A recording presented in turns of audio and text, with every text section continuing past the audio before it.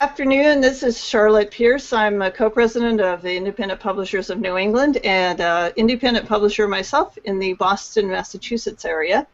I'm the producer of Indie Office Hours, and we'd like to welcome everybody to our show today. Please feel free to comment on the event page or on the YouTube page. All those comments will end up in our broadcast here and will be included in the recording that you can watch later or share if you should so desire. So that's me. I've got a few books. I'm building up my press, Pierce Press, and I would like to go around and introduce the rest of our panel. Laura Williams is my co-host on this show every week at 12. And Laura, what are you up to these days? I've actually been pretty busy. I have been working really hard on my own show that's on Wednesdays, the Writing Biz. I have a community that's getting quite a bit of traction, and also I'm going to be releasing that as a podcast later in the week. So I've been pretty busy with that. Mm-hmm. What is the, you said the community, is that on Google Plus, the Writing Biz community? Is that what you're, okay. Yes, it is. I love your website. That's pretty cool. I like that kind of black and white thing. You know. I do too, because a lot of people don't use black and white, so it seems to stand out pretty well. And you got some little punctuation of color here and there. And I'd like to go on next to Kitty Werner, who's our executive director, outgoing, but with deep regret, we will say goodbye to her today, I guess. But she has a thriving publishing company and a book launch today, right? We do. Excellent. That we do. Distinction Press, we're doing the... Oh, I just got it. Ta-da! Confronting the Politics of Gridlock. Yes. Oh, good. You've got an A for book promotion. You're supposed to have your book available at all times. There it is. There it is. 2 copies. Hardcover and... and PR went out today. That's our brand new website. So what is the Politics of Gridlock, or what is the book? What are the components of your book launch? Like, is there an event, signings? Not yet. We are sending out PR. It's going to be a little hard to do a signing. He's over in Saratoga Springs, New York, and I'm in Waitsfield, Vermont. Mm-hmm. So we'll be setting that up later, but at the moment what we're doing is sending out preliminary PR release to political reporters and interested parties around the country. Oh, wonderful. Sounds like you're well on your way with that one. When did you acquire it? Pardon? When did you acquire that book? March or April. See, that's what indies can do. You know, we could get the book out in record time. You know, try having a big publisher do that. You know. Yeah. Well, one of the books I did years ago was a book shepherd. A gal down the road in Duxbury, in a neighboring town, asked if I would do her novel. And I said, sure. You live nearby. Come on down and bring the files. She did. We had the book completely done in 3 hours. I love it. And she sold thousands of copies locally. That's all she wants it for. Is better than a lot of people. I know. It's a really good book. It was an interesting book. Then she changes it all the time, so she'll change an ending or something and upload it to Lightning Source. I had established her own little company. Yeah. Like that. And then we did the one as a shepherd. I did the Toxic Staple for Anne that won the Book of the Year for IPNE. Yeah, that's on the IPNE Facebook page. Has that picture of her with 4 of her awards. She's like just saying Anne Sarkeesian. It's got a little boring. I know. I know. How to get Anne. But she was relentless about that promotion. That was pretty good. She was on focus, on message for about 2 years with that. Oh, if not 10. Yes. But well, let's go to the problem. Let's go to Larry and we'll get our introductions, and then we'll get into the publishing coach topic. Larry, what's up with you? Hi, I'm a massage therapist in Seattle. I worked in publishing for a long time. That's how I know Charlotte. And the current project I'm working on is called Scared Sitless, the office fitness book. It's about sitting disease and what you can do about it. And I'm doing it all wrong according to all the conventional wisdom. I don't have a lot of Twitter followers. I'm not doing a lot of social media. I've just got my head down cranking out a manuscript. So that's, and there's kind of at least two reasons for that. One is there's a whole lot going on in this field that you may have noticed if you just see headlines every week about. The latest one was, I think, that as little as 2 hours of sitting can undo the benefits of 20 minutes of exercise. There's just research findings like that come out every week. So it's like, I think I'm kind of like a smoking cessation researcher in 50 years ago, that I think there's an opportunity here to get going. But also the other reason I'm writing a manuscript and not just out in the social world a lot is I read Nicholas Carr's book, The Shallows. And I don't know if you guys haven't read it, I strongly recommend it. And he talks in there about like how Google is making us stupid, basically, and how and talks about the value of long form, things like books as things to read. And I'm like, well, it probably works on the writing side too. So I feel like the book is going to be better because I've got my head down working on it. It's also just a bandwidth. It's also a bandwidth issue. I've got a busy massage practice, and it's also what I know. I've worked in publishing for a long time, and I'm like, well, I need to start with a manuscript, and I'm the author, so I better write the damn thing. So that's my story. Yeah, and we've talked about this in a previous show on in the office hours that, if your book isn't ready, don't publish it. It's just make sure it's good and proofread and copy edited and good design. Just wait until you've got it ready. It's not going to be, you're never going to be able to launch it twice. So. It's true. Yeah, we have Steve Glines has joined us, and I don't think he's got video, but how are you doing, Steve? Maybe he doesn't have audio either. Anyway, Laura, should we get started on our topic today? And sure, anyone else can chime in. I mean, I'm sort of a publishing coach and a book coach in a way because I sort of approach my dealings with authors that way.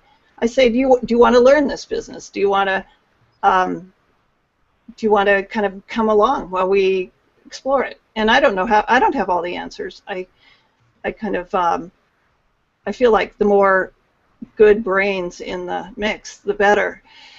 So we have an arrangement where we share the income from the book. But I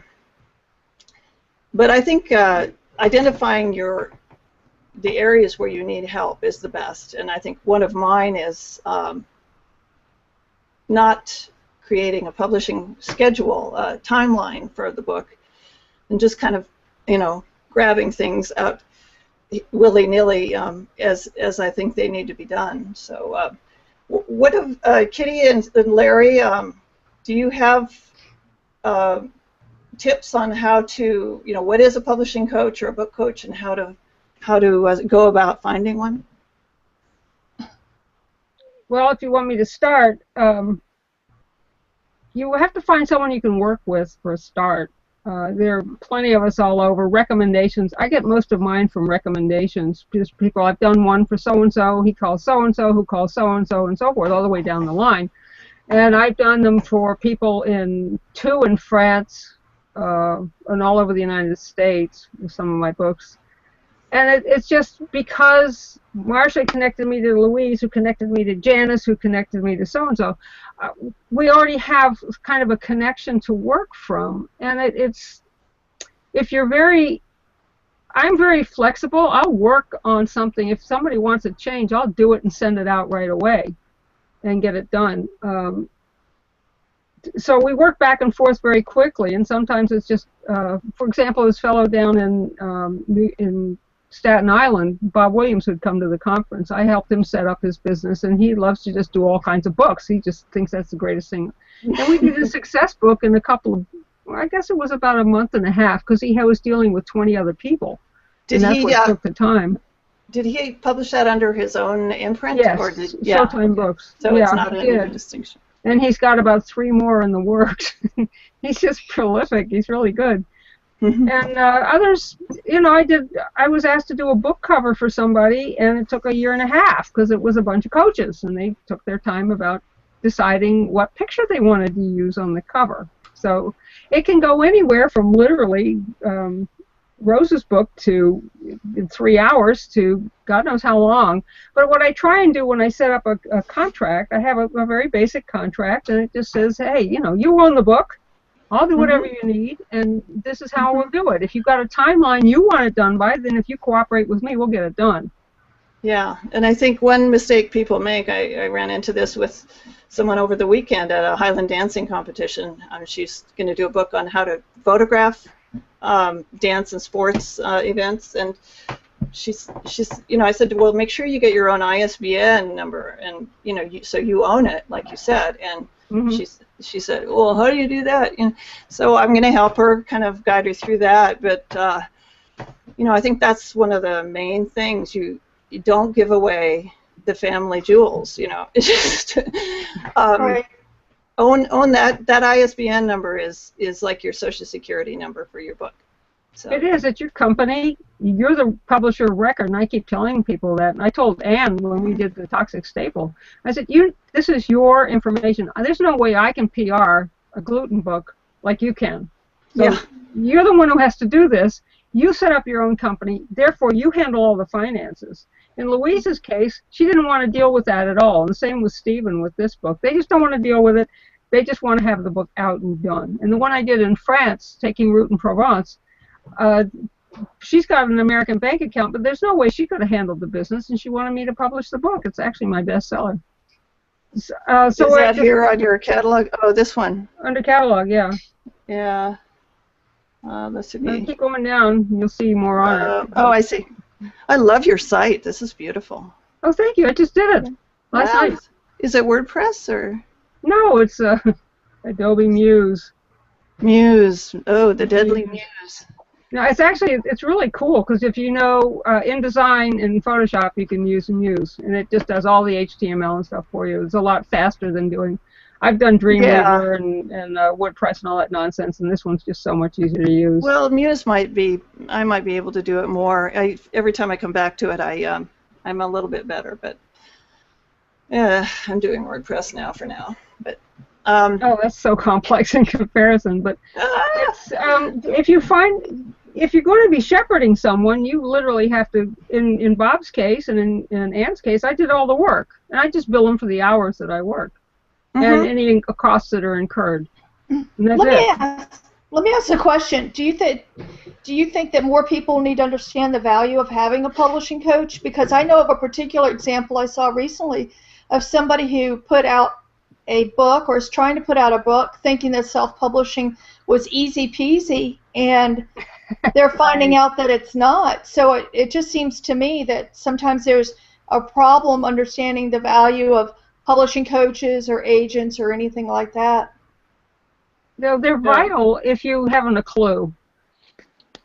Yeah, Matthew Hirschler's waiting in the wings here. I don't know if he wants to join. He's welcome to, but says waiting till it's ready sounds like great advice. He's writing a book on constitutional democracy, and I think it'll be fabulous once it comes out. But maybe that's what Stephen sounds a little bit like something you might publish by distinction. That's what Stephen's book is about, is going back to how the Constitution was actually written, because there's so many people trying to abuse it right now. Yeah, well... and they're wrong. It was not written that way. It was written with these guys in mind that these things could happen.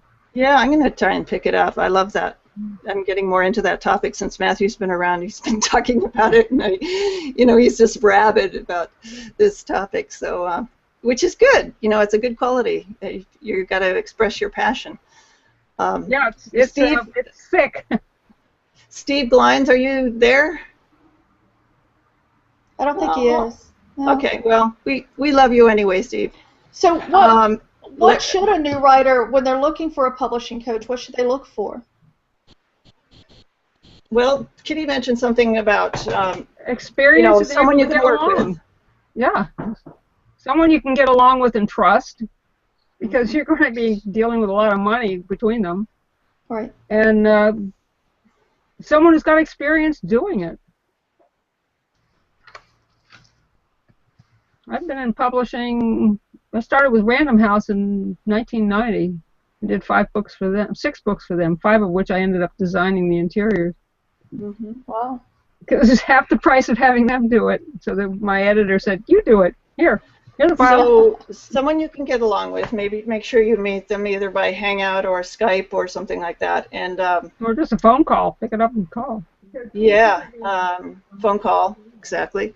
And the other thing is getting recommendations from other people. IPNE as an organization is developing a vendor. Matthew, I smoked you out. We're developing a vendor page where vendors like book coaches will be able to offer discounts.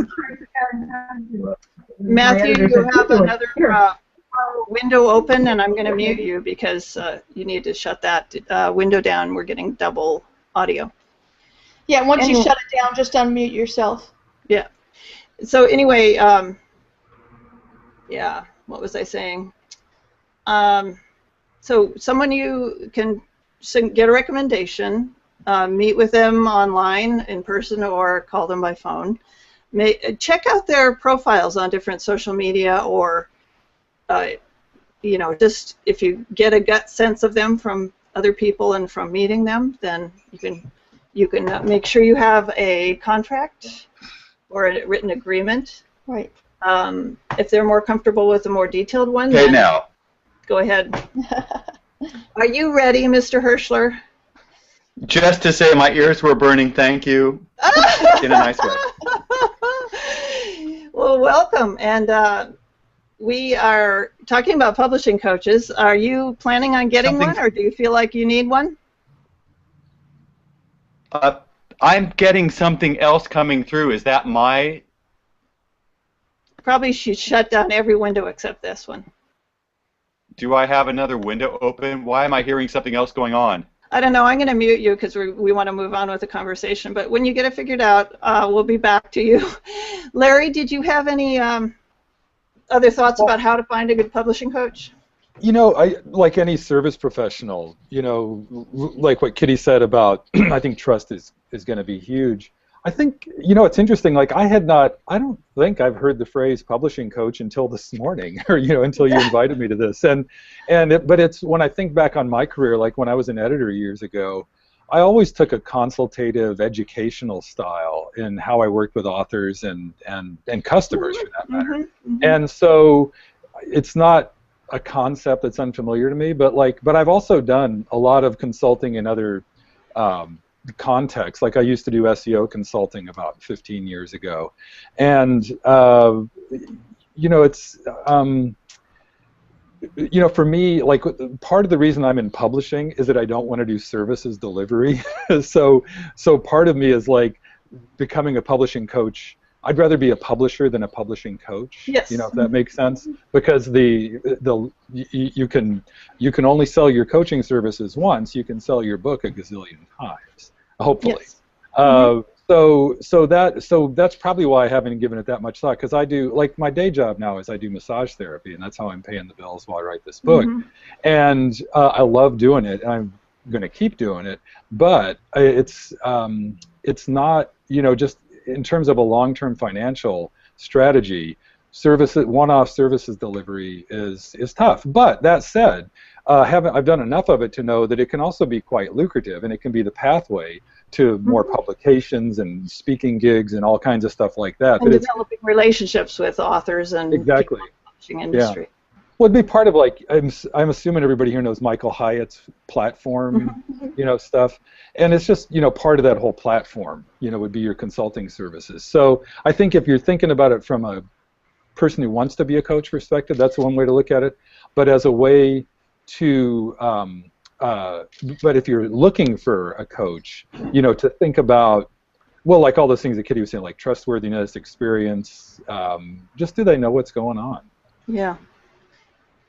Yeah, I think you're right about the platform building. We talk about that a lot in the office hours, because a lot of authors they're just getting it, or they don't get it yet. And, you know, just saying I've got a book out there. Well, I think that's where the publishing coach guidance would be really helpful, is avoiding expensive mistakes like launching too early, or back to the ISBN thing, not having your own ISBN, so then later on, let's say if your book is for some reason becomes a really valuable resource at that time and you want to republish it, you have trouble because they maybe went out of business or whatever. I mean, there's a lot of mistakes that a publishing coach could help you avoid that you may not realize. I just think it's a learning curve. If you're not willing to take that big learning curve to learn all the ins and outs yourself, find somebody who already knows it. Yeah. I would also like to add that if you're going to get a coach and they suggest strongly that you do something, listen to them. Please. With the book that came out last year, I kept pounding the author to get the book out in May. We could have done it in May when the height of her topic was big. It was absolutely huge. And what happened?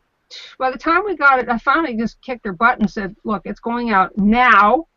And that was September 30th. The subject was passed. People were saying, oh, no, that's not true. This is just a whole load of baloney. So she wonders why the book doesn't sell. I can't imagine. We could have had it. We could have blasted it at the time and sold thousands and thousands of copies. Yeah, so those things, if you don't necessarily think about them, but you have to, in developing your publishing timeline, you have to think, is it going to be Christmas? Is it going to be... Absolutely. And if you're not, like Laura has been consulting with me on time management, and she's developed a timeline for me, which I'm getting around to looking at. But it's like just not in my nature to really start with, put the end goal out so far. Yeah. Deadlines work. It's genre. Yeah, if you wanted to be on the boat with books about zombies, you're kind of running into too late for you right now. I mean, you have to pay attention to whatever the book's subject matter is, and if it's something that's hot right now, it needs to get out now, not a year and a half from now. Yeah, well, I'd be a zombie by the time I got a book about zombies. That's Sorry, exactly what's motivating me to finish my manuscript right now. Is the media commotion about sitting disease is so strong right now that I'm like, oh damn, I got to get out there, because I'm sure there's dozens of other books in progress, and if I can get out there, at least be one of the first. There's a couple already on Amazon, but surprisingly little to this point. But yeah, timing seems really crucial to me right now. Yeah, timing is everything. Yeah, I mean, and we were talking with platform building a few weeks ago, and it just, the necessity and to do it, to think, kind of be able to co-process a little bit is helpful, because if you're not building your platform while your book is getting ready, you're not going to be ready to launch it right away. So I don't know how you handle that, Larry, and I know you got your head down, but no, I've thought a lot about that, and I've got the same advice from a lot of different really smart people. They're like, don't do anything until you have 2,000 Twitter followers or X number of Facebook followers, and these are super smart people like T.A. McCann and like brilliant people, and I took their advice to heart and tried that, and I was like, no, all of this is distracting. It's for me anyway, for the way I'm operating as a solopreneur, a solo infopreneur. Yeah. I've got limited bandwidth, and I'm really a dual career professional as well. So I just made the strategic decision to just put my head down and finish the damn book. Yeah. And then, but because for me, that's the foundation of my platform. It's really, in one sense, I hope to sell a bunch of it, and I intend to. But it's really the intellectual calling card that I can flop down on people's desks when I talk about. And you'll go and give a presentation, and you'll have the book, and yeah. Exactly. So it's a different type of approach. Yeah. So it's exactly. It's not like, I mean, there's a lot of urgency just around the topic right now, but in terms of my building my platform, it's like, and that was the other thing. I just kept coming back to like, well, people don't really get what I'm up to. I can talk all I want and blog all I want, but it's little snippets. Like this book will be a solid intellectual foundation for what I believe and what I do. Yeah, that's Yeah, a but good it sounds point. like you have a clear intent, which is also a good place when you're deciding whether Yeah. you're going to hire a publishing coach or not, or is what your intention is. I mean, And if you can hire a publishing coach for just a short period of time. right, right. Yeah, exactly. Yeah, and I may call on you people. Mhm. Oh, sure. Yeah. Tortoise made a very good point in the comment. She said that you might want to look at books that potential coaches worked on and find out what their role has been, which is a very good Very good point. Yeah. Yeah. That's the first advice I always give when people ask, like, hey, I got this book. What do I do with it? And I say, go look at the acknowledgments of books at the store, at the bookstore that look like what you want to write. Find the agency editors, and the same thing could apply here. Find the consultants who help people. They'll get thanked somewhere. Yeah. So let's go over the sort of checklist. Identify your strengths and weaknesses. Identify the things you want to work on and don't want to work on in the book process. What else, Laura? Or Kitty? your intention. Know what your intention is. What type of publishing you're looking for. Are you looking for a wide range publishing, or to a particular niche, or is it a vanity type book? What's your intention? Be able to tell that to your potential coach. So what's the goal? What's the goal? And what do you mean by that, Kitty? What do you want the book to accomplish? Do you want Right. to, as in Toxic Staple, just get the word out? Do you want to make a difference in this world? Do you just want to have it for family? Hand it out at conferences. Yeah. You want to sell it yourself, that kind of stuff. There are a lot of variations on that. How much money do you want to spend? Do you have a budget? Exactly. What's your budget? Yeah, that's a very good go point. the whole traditional route, or do you want to go the POD route and save yourself some possibly furniture building boxes? Yeah, like in your basement. Yeah. And so get recommendations. Maybe I think joining an organization like IPNE or one of the other affiliates of IBPA is a really good idea, because you can get a lot of free advice that way. Yeah. And get some support. You can go into the member directories. We're going to be offering these vendor discounts, so we'll have publishing coaches and designers and all sorts of services where you can get a discount. And if that's important in the startup phase, especially, it's going to help. You also want to know who's going to control the money. Who's got control of the You want to money? be totally control of your finances, and you're capable of doing it. Be your own publishing company. If you really just want to kind of hand it off and let someone else deal with it because you're too busy doing something else or whatever, and someone else wants to publish it, fine. But you have to understand that there are these issues with the royalties and so forth, and you need to work these things out and decide whether you're going to be your business or not. Yeah. And then detail it to the agreement with the coach to the extent that you feel comfortable. If it more, it could be a verbal agreement if you're really comfortable with them, or you could be. I'd recommend a contract, but it depends on how long it's going to go, for what time period it's going to. You want a contract that spells out who pays for what, how much you're Yeah. paying per hour for this, and who's controlling what. Yeah, because a publishing coach really, or a book coach, will go over a span of disciplines, not just like hiring a designer or something like that. It will be. Right, and you want someone who also knows other contacts for the things that they don't specialize in. I'm really not great at doing my own PR. I hire Paul Krupin to do it, and he's very effective. Thank you very much, That's a Midwest book review person? Or No, direct contact PR. okay. He's up in Washington State. Oh, cool. Larry. I just He's did outside of Seattle. Pardon me? He's outside of Seattle. I just did a search for and just found him. So thank you. Cool. Yeah, direct contact PR. Paul's terrific. He really is. Direct contact PR. We'll put that in the comments as well. .com. Yeah, direct. Yeah. Does anybody have a final comment before we close up in 1 minute, and we'll actually be ending on time? Matthew, are you? I'm just glad to be here. My ears were burning, thank you. I had 2 windows open or something, and that's why it was so complicated before. I have too much to say. So Yeah. but maybe I can write it down. We can have a conversation about it. I joined I joined a group yesterday called Valley Share, and it's actually a national group, I think, and there's little locations all over the place. And Valley Share, it's like you trade an hour of time for this for an hour of time of that. And there are people who say, oh, I'll help you with your website. Oh, I do editing. And some people are local, and then there's other towns that do this. And until I get to the Kickstarter, through the Kickstarter campaign, I'm not going to have a budget that I'm very clear on. And so you're doing a Kickstarter for your book? Yeah, and I was hoping to get that together in a really good way, and I don't feel like I can do that until I have all kinds of issues. I would love to talk with you all about them, but I don't know what the venue is for that. Well, we'll have a potpourri session of indie office hours, and people can just come and talk about whatever they want to. I can be very clear. I have the list. I'm really, I'm in the boiler. It's like I'm realizing what my problems are.